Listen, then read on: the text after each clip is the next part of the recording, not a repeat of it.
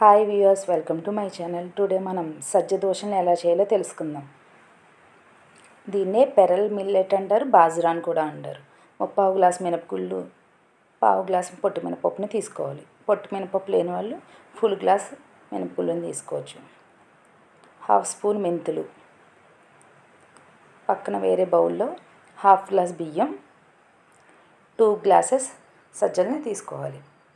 ఈ సజ్జల్లో fibre, protein, magnesium, phosphorus, iron కూడా ఉంటాయి. It helps the improve digestion.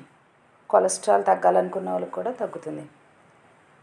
Diabetic patients కూడా ఇది చాలా మంచిది. ఇలా శుభ్రంగా వాష్ చేసుకుని, వాటర్ పోసుకొని వాష్ చేసుకుని 6-7 అవర్స్ నాననివ్వాలి.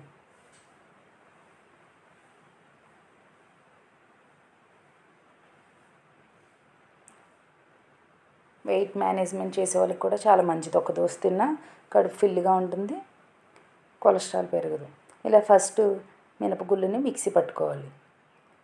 ఈ రెండు కలిపి మిక్సీ పట్టుకోవడం వల్ల నూకలాగా ఉంటుంది. ఫస్ట్ మినపగుళ్ళని మిక్సీ పట్టుకుని తర్వాత సజ్జల్ని మిక్సీ పట్టుకోవాలి.